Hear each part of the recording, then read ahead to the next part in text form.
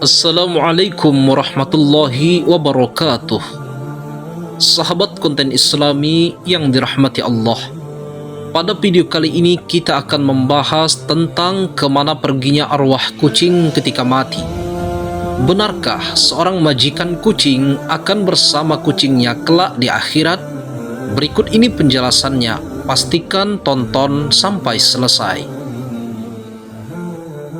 Kita pasti ingin selalu mendapatkan pahala kebaikan dari Allah Subhanahu wa Ta'ala. Sebenarnya, ada banyak cara dalam Islam untuk melakukan kebaikan. Salah satunya adalah kepada hewan yang bernama kucing. Melakukan kebaikan kepada hewan bisa seperti memberinya makan dan minuman. Begitu pula dengan kita yang menyayangi kucing. Itu sudah termasuk pahala kebaikan yang diberikan Allah kepada kita. Pada setiap yang mempunyai hati yang basah terhadap hewan itu, terdapat pahala dalam berbuat baik kepadanya. Hadis riwayat Bukhari. Hadis di atas memberikan kita wawasan bahwa dengan kita berbuat baik kepada hewan, maka kita akan memperoleh pahala dari hal itu.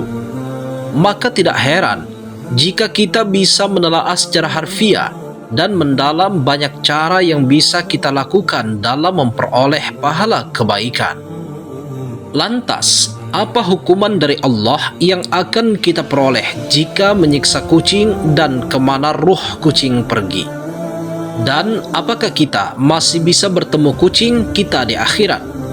Kita akan ketahui semua informasinya dengan menyimak video ini sampai selesai, agar kita semua bisa mengerti apa yang harus kita lakukan kepada salah satunya, yaitu hewan yang mungil, yaitu kucing peliharaan kita ini.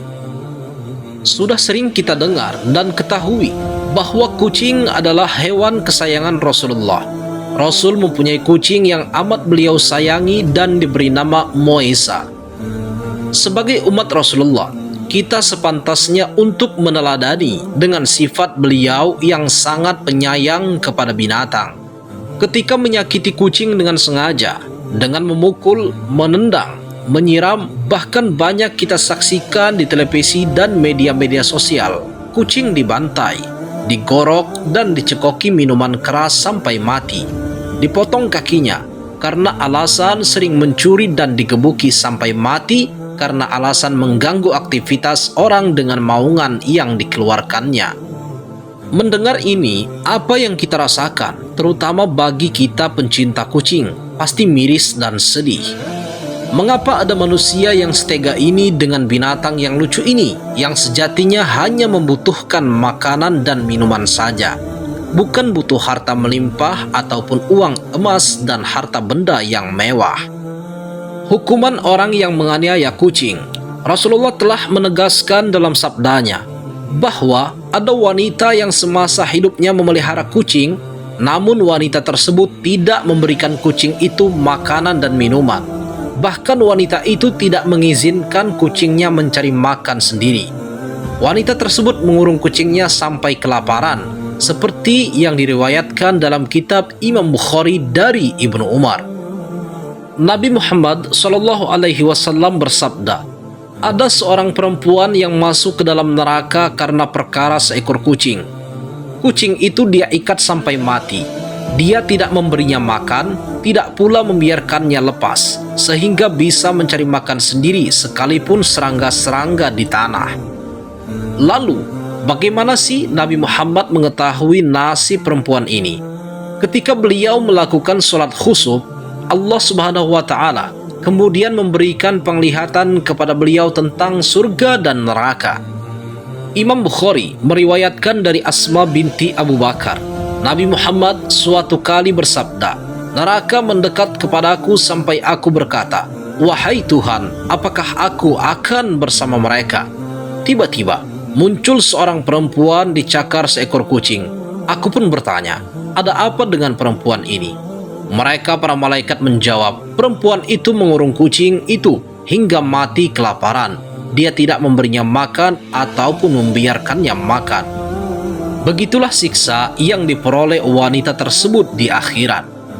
Memang, kalau kita pikir itu adalah hal yang biasa, karena merawat kucing adalah ditaruh di kandang supaya tidak kabur. Namun hal biasa inilah yang dibenci oleh Allah, sebab sama saja kita menyiksa kucing. Lantas, kemana arwah kucing setelah mati pergi?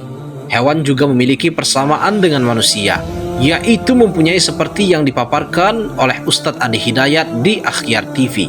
Hewan memang memiliki arwah, namun lebih tepatnya disebut ruh karena arwah merupakan bentuk jamak dari ruh. Sedangkan mengenai hakikat yang mengetahuinya hanyalah Allah Subhanahu wa Ta'ala, sebagaimana tercantum dalam Al-Quran Surah Al-Isra ayat 85, yang artinya, dan mereka bertanya kepadamu Muhammad tentang ruh.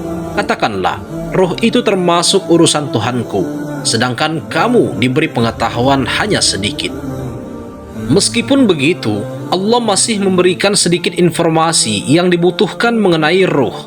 Ustadz Adi Hidayat menjelaskan bahwa ruh dimasukkan setelah diciptakannya jasad terlebih dahulu. Dalam proses penciptaan manusia, jasad diciptakan terlebih dahulu, kemudian ditiupkanlah ruh ke dalamnya. Setelah ruh ditiupkan, kemudian jasadnya menjadi hidup. Sedangkan pada hewan, mereka juga memiliki ruh dan jasad. Namun jasad yang dimiliki hewan dibedakan dengan jasad manusia. Karena itulah manusia disebut bashar, yakni makhluk yang punya kulit lembut dan halus serta berpenampilan baik.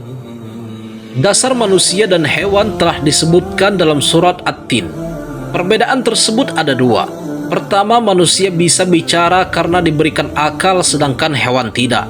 Kedua, penampilan manusia lebih bagus daripada hewan karena sama-sama memiliki ruh dan jasad seperti manusia. Lalu, apakah arwah kucing setelah mati akan pergi ke neraka, surga, atau ke tempat lain? Seperti yang dijelaskan oleh Ustadz Adi Hidayat, mengatakan bahwa jawaban dari pertanyaan tersebut dikembalikan kepada Al-Quran. Dalam Al-Quran telah disebutkan bahwa yang hakikat roh hanyalah Allah Subhanahu wa Ta'ala yang tahu. Namun, Ustadz Adi Hidayat mengatakan bahwa nantinya ada hewan yang dihidupkan kembali di surga. Lalu hewan apa namanya? Hal tersebut dirahasiakan oleh Allah dan nantinya akan ditunjukkan banyak keindahan surga yang tidak pernah terjadi di bumi.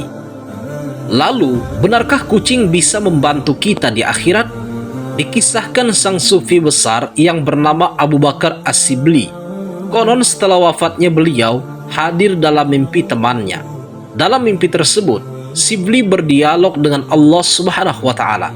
Beginilah dialognya. Apa yang menyebabkan dosamu diampuni? Tanya Allah Subhanahu wa Ta'ala kepada Sibli. Salat tepat pada waktunya, jawab Sibli. Bukan, kata Allah Subhanahu wa Ta'ala menimpali. Zakat, puasa dan hajiku yang menyebabkan dosaku diampuni, lanjut Sibli. Bukan juga, jawab Allah Subhanahu wa Ta'ala. Ya ilahi, lantas apa? Tanya Imam Sibli. Allah kemudian menjawabnya dengan mengacu pada kisah pertemuan Imam Sibli dengan seekor kucing di jalanan kota Baghdad. Kucing kecil itu loyo oleh ganasnya hawa dingin, menyudut ke suatu tempat berharap kondisi bisa membaik. Imam Sibli yang tergerak hatinya lantas memungut binatang malang itu, kemudian menghangatkannya di dalam jubah yang ia kenakan.